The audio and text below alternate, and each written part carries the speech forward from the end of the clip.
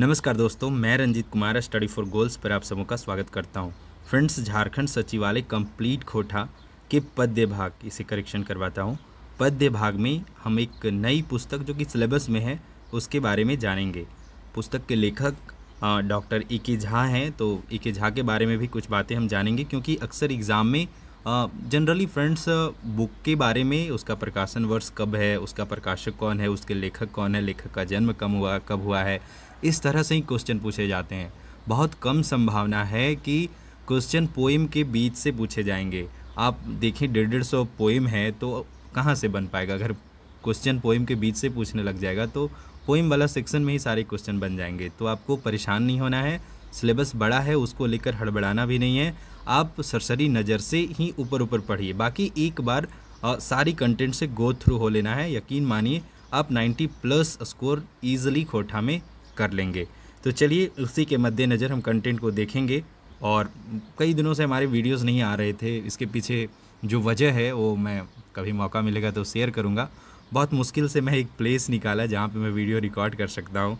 Actually मैं थोड़ा out of city हूँ, तो फिर भी मैं कोशिश कर रहा हूँ कि आपकी तैयारी में मैं अपना जितना कंट्रीब्यूशन दे सकूँ दूँ। ठीक है, तो चलिए आप भी सपोर्ट दिखाइए। और बाकी हमारे ऐप पे सेक्शनल टेस्ट वगैरह बैक टू बैक अपडेट किए जा रहे हैं, तो ऐप को चेक करते रहिए। वहाँ पे जो कंटेंट आते हैं वहाँ से जो अपना पढ़ लिए तो उसका रिवीजन करते रहिए। तो चलिए आते हैं खोटा काठे पैदे खड़ी के बारे में जानते हैं।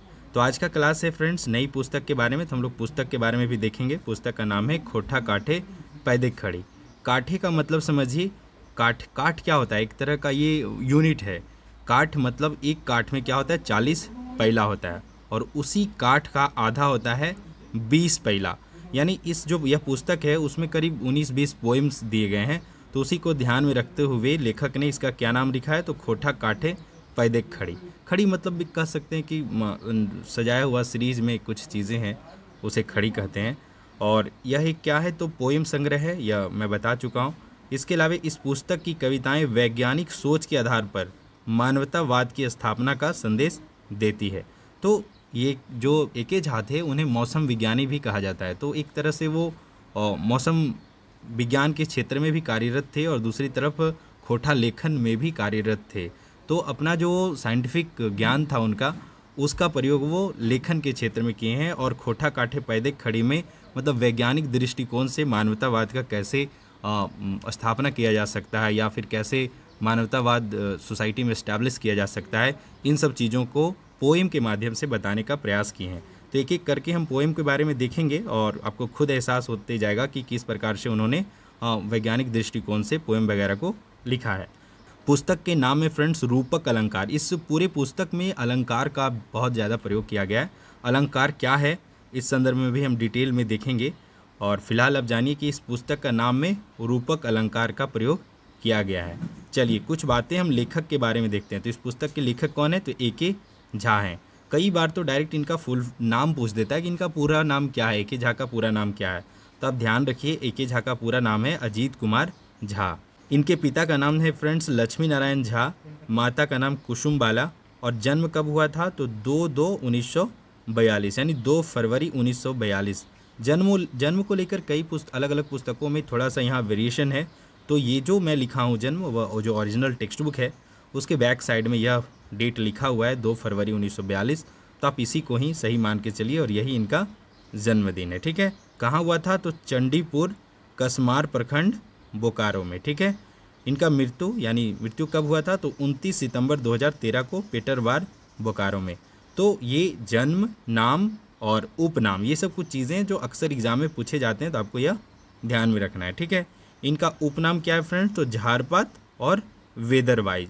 झारपात और वेदरवाइज, आप ध्यान रखिए, झारपात लिटरेचर के क्षेत्र में और वेदरवाइज ये इनके मतलब मौसम विज्ञानी के क्षेत्र में। ठीक है, सम्मान की बात करें तो इन्हें श्रीनिवास पानूरी स्मृति सम्मान से सम्मानित किया गया है, शताब्दी रत्न से सम्मानित किया गया है, मैथिली शरण गुप्त सम्मान एवं राष्ट्रभाषा रत्न से इन्हें सम्मानित किया गया है।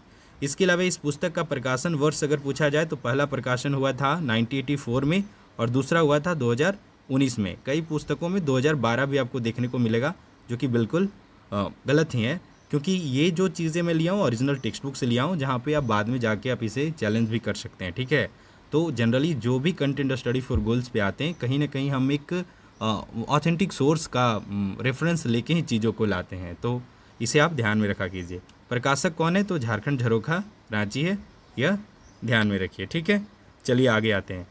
ए.के. झा की कुछ प्रमुख रचनाएं की बात करें तो खोठा काठे गैदेक खड़ी, जिस तरह पैदेक खड़ी है फ्रेंड्स, उसी तरह एक पुस्तक है गैदेक खड़ी जो 1983 में प्रकाशित हुआ था।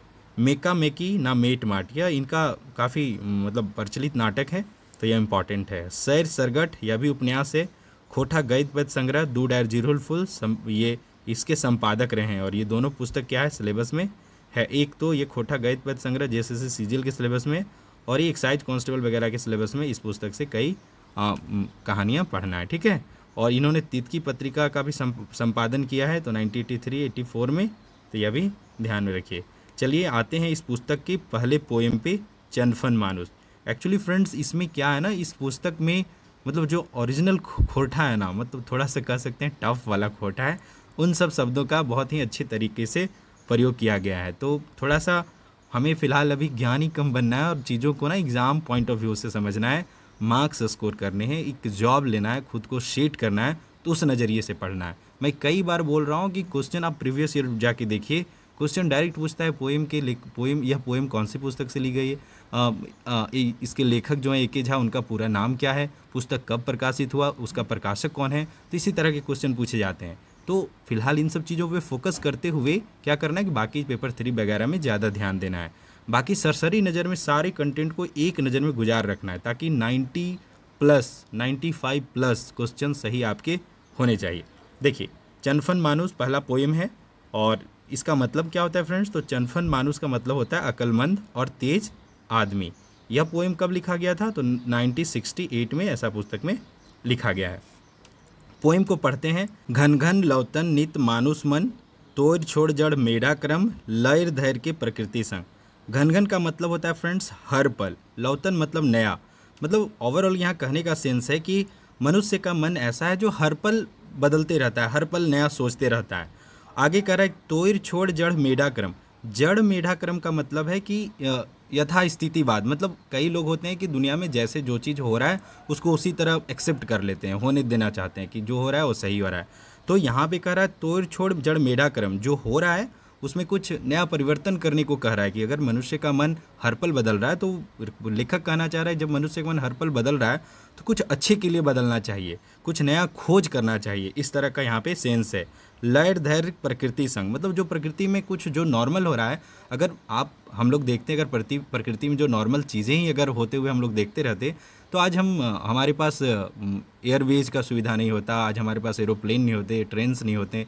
तो आखिर मनुष्य जब सोचा, मतलब प्रकृति में जो चीज़ें चल रही है, प्रकृति से हट के अगर कुछ सोचा, तब तो जाकर इस तरह की सुविधाएं बढ़ा और उसका उपयोग हो रहा है। चाहे आप मेडिकल के क्षेत्र में देखें, या फिर शिक्षा के क्षेत्र में देखें, या फिर ट्रांसपोर्ट के क्षेत्र में देखें, तो मनुष्य का वो दिमाग ही है जो नया सोच करके इन सब संसाधनों का, मतलब आज हमारे सोसाइटी में ये सब संसाधन है। तो कुछ इस तरह का ही सेंस है। धरल बाढ़ेक जोड़ लूर ढंग, घन घन लौतन नित मानुष मन, नवा बानर नवा टवान। टवान मतलब क्या होता है, खोज होता है।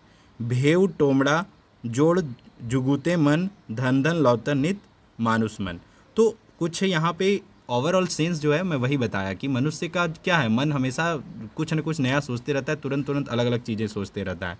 तो लेखक कहना चाह रहे हैं, अभी मैं डिटेल किया हूँ, कि लेखक कहना चाह रहे हैं क्यों ना इस सोच को मतलब पॉजिटिव वे में यूज़ किया जाए, नए खोज वगैरह में यूज़ किया जाए। ठीक है, तो चलिए ये तो हुआ, मैं नॉर्मली बताया इसका भावार्थ, बाकी मैं इसका भावार्थ लिख रखा हूँ, उसे भी एक बार पढ़ देता हूँ।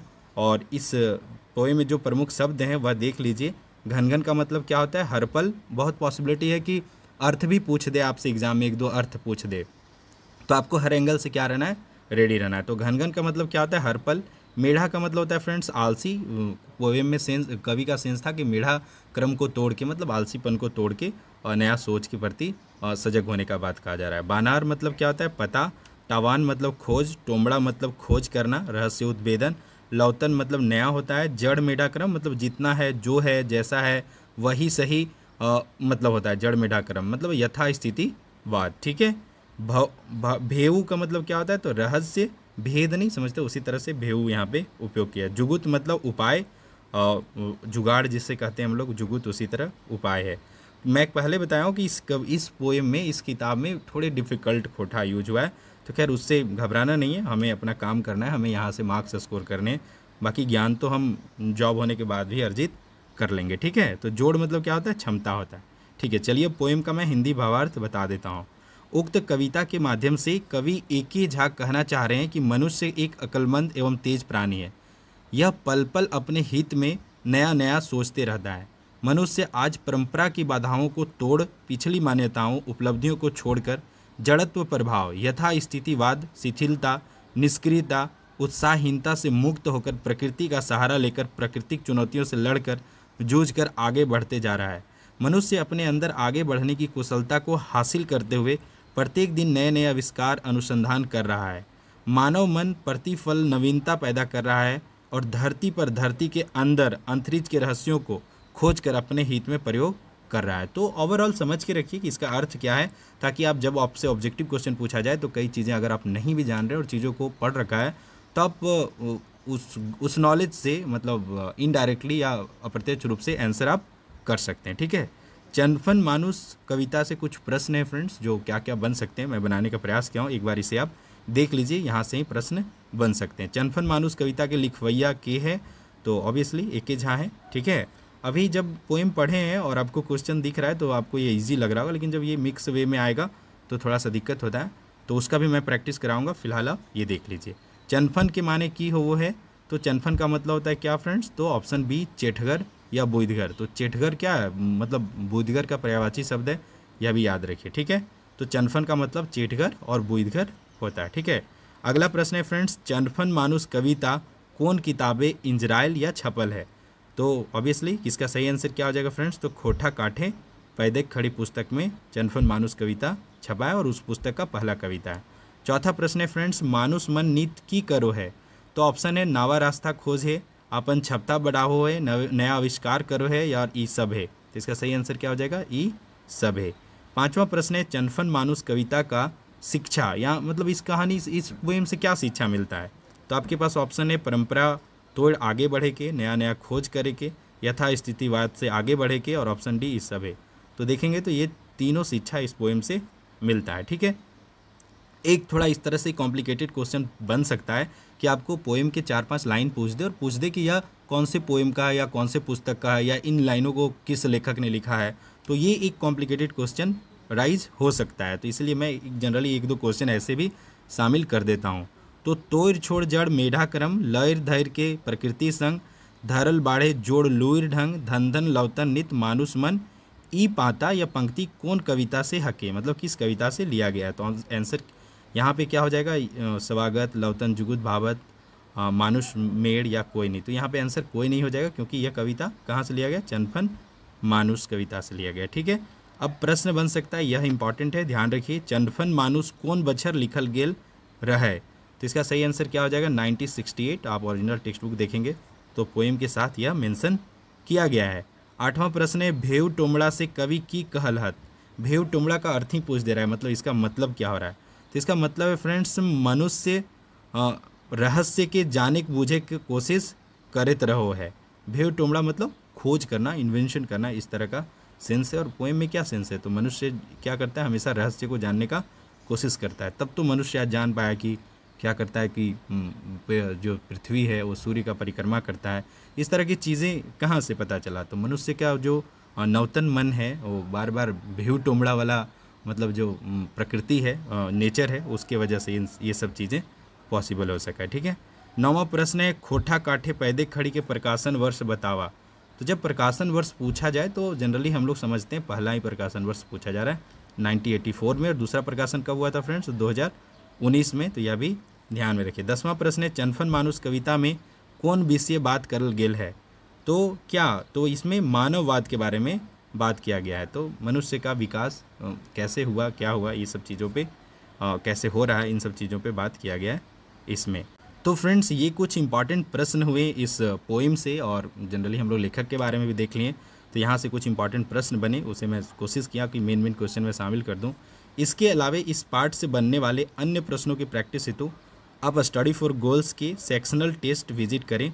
वहाँ पे हम लोग जैसे जैसे क्वेश्चन हमें नया मिलता है या फिर कुछ नया क्वेश्चन प्रीवियस ईयर पेपर्स में मिलते हैं या कुछ नए क्वेश्चन अराइज होते हैं तो उन्हें हम लगातार अपडेट करते जाते हैं, उसे हम सेक्शनल टेस्ट में ऐड करते जाते हैं। तो आप study for goals app download कर लीजिए, वहाँ पे जाके आपको वीडियो लेक्चर मिल जाएंगे, सारे PDF नोट्स मिल जाएंगे और उसके अलावा एक एक टॉपिक का सेक्शनल टेस्ट मिल जाएगा। हम लोग थोड़े समय अभाव के चलते कंटेंट हमारे डिले हैं, पर देर आएंगे, हम लोग दुरुस्त आएंगे, आपको बेस्ट कंटेंट देखने को मिलेगा। बस आप अपना सपोर्ट बनाए रखिए, ठीक है। इसके अलावा किसी प्रकार का क्वेरी है, अर्जेंट है, तो आप यह हमारा ऑफिशियल नंबर है 8986772733, इस पर आप कॉल कर सकते हैं और अपनी क्वेरी से रिगार्डिंग जो आपको पूछना है वो पूछ सकते हैं और डिटेल जान सकते हैं। इसके अलावा जो नेक्स्ट क्लास होगा फ्रेंड्स वह होगा स्वागत कविता है, अगला है। जनरली जो बीच में सिलेबस आया था मैं कोशिश करता हूँ कि पॉसिबिलिटीज़ है कि वहाँ से क्वेश्चन ज़्यादा अराइज हों, तो पहले उस सिलेबस को मैं कंप्लीट कर लूँ, देन हम लोग धीरे धीरे आगे बढ़ते जाएंगे और पूरा कंप्लीट करेंगे, ठीक है। इसके अलावा अगर आपको स्टडी फॉर गोल्स के वीडियोस अच्छे लगते हैं फ्रेंड्स तो आप हमारे वीडियोस को लाइक किया कीजिए और अपने ज़्यादा से ज़्यादा मित्रों के साथ शेयर किया कीजिए, क्योंकि जितने ज़्यादा लोग हमसे जुड़ते हैं हमारा मनोबल बढ़ता है और हम आप तक ज़्यादा से ज़्यादा कंटेंट लाने को थोड़ा इच्छुक होते हैं, ठीक है। और इसके अलावा JSSC CGL झारखंड सचिवालय कंप्लीट खोटा हमने एक कोर्स बना रखा है स्टडी फॉर गोल्स ऐप पे। इस कोर्स में आपको complete video lecture, chapter wise sectional test, hand written PDF notes, विगत वर्ष के सारे प्रश्न, फुल लेंथ खोटा टेस्ट, डॉट क्लियरेंस के लिए व्हाट्सएप ग्रुप आपको मिलेगा। इस कोर्स के लिए हमने जितना मिनिमम चार्ज हो सकता है वह रखने का प्रयास किया है, ₹499। इसे आप स्टडी फॉर गोल्स को एज ए डोनेशन भी दे सकते हैं, ताकि भविष्य में जाकर स्टडी फॉर गोल्स झारखंड का भरोसेमंद लर्निंग प्लेटफॉर्म बने और हम अपने ट्यूटर्स को फैसिलिटेट कर पाएँ, तो इससे जुड़ सकते हैं। बाकी अगर ये देने में भी आप सक्षम नहीं हैं, आपको अगर प्रॉब्लम है तो आप स्टडी फॉर गोल्स को कांटेक्ट कीजिए, हम उसके रिगार्डिंग भी आपका मदद करेंगे। पैसे के अभाव में झारखंड के कोई बच्चे छूटने नहीं चाहिए, उनका तैयारी कम नहीं होना चाहिए, ठीक है। चलिए, इसके अलावा कुछ और ख़ास, ये तो पुराना है, और JSSC CGL के प्रीवियस ईयर्स पेपर्स वगैरह फ्री में अवेलेबल हैं। कई कंटेंट फ्री में स्टडी फॉर गोल्स ऐप पे अवेलेबल है, उन्हें आप चेक कीजिए और हम अपना बेस्ट दे रहे हैं कि आप तक एग्ज़ाम से रिलेटेड जो भी बेस्ट चीज़ें वह आपको अपडेट करते रहें। तो फ्रेंड्स, मैं फिर मिलूँगा किसी नेक्स्ट वीडियोज़ के साथ, तब तक आप अपना ईच एंड एवरी सेकेंड पढ़ाई में लगाते रहिए। अगर 6 महीने या फिर अभी तो फ़िलहाल हमारे पास 2-3 महीने हैं, 2-3 महीने के सेक्रीफाइस से आपको अगर 60 सालों तक एक वो वेल रेपुटेटेड, या सचिवालय तो मैं कहूँगा one of the best job है, अच्छा जॉब है, अगर वह मिल रहा है तो मुझे लगता है 2-3 महीने का सेक्रीफाइस करना चाहिए और रात दिन पढ़िए, अच्छे से पढ़िए। कोई क्वेरी है, कोई डाउट है, आप टेक्स्ट कीजिए, हम अपना बेस्ट देने का प्रयास करेंगे। तो friends, all the best for your upcoming exams and for your preparation. जय हिंद, जय झारखंड एंड जोहार।